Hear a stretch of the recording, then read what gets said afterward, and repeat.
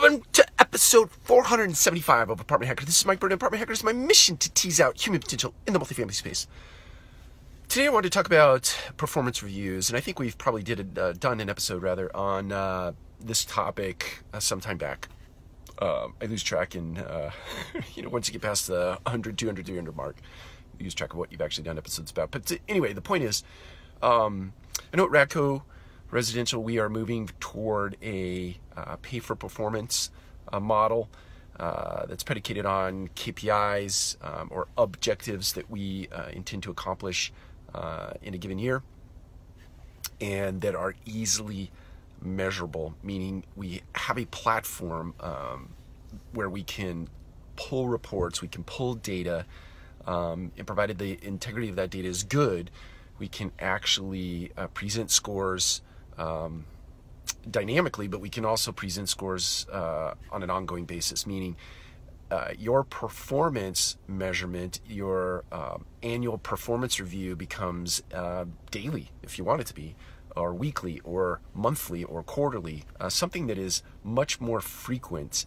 than an annual performance review. And I think there's inherently, this is a really good thing, because I think as the youthful generation enters the workforce, even people like myself or people like anybody, people like feedback. They like feedback, whether it's good or it's bad.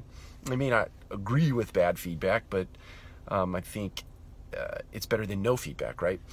So a pay-for-performance model, in my head, works better than an annual review because of the frequency with which conversation happens, and the objectivity, meaning you have clear lines of sight with clear measurements attached to those clear lines of sight.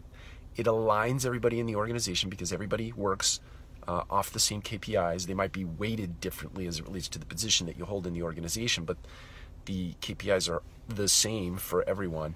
It creates clear lines of sight. It creates consistency. It creates alignment. It creates sort of a mission, a narrowing of focus, if you will, to your mission and what you're trying to accomplish for the year. So my encouragement, if you're still doing annual paper performance reviews, is shift gears. I mean, this is what we're talking about with the pay performance model is not new. It's in fact, gee whiz, I was with Equity Residential 15 years ago, plus or minus. Maybe it wasn't that long, roughly that long. Yeah, it was maybe 20 years. But they were doing pay for performance back then. Even prior to that, they were doing MBOs, or management by objectives. So the shift or the pivot happened back then.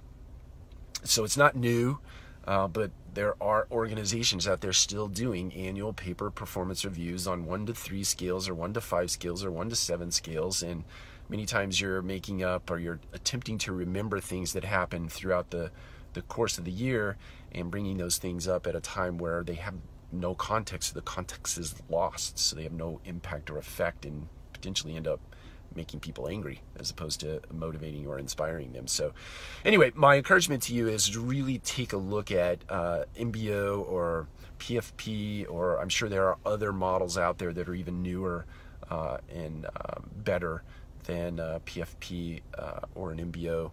And there's another one that's escaping my mind at the current time. But anyway, my encouragement is to take a look at those things, really under the premise of giving feedback on an ongoing basis, not an annual basis, because people in the workforce today really appreciate that. Take care. We'll talk to you again soon.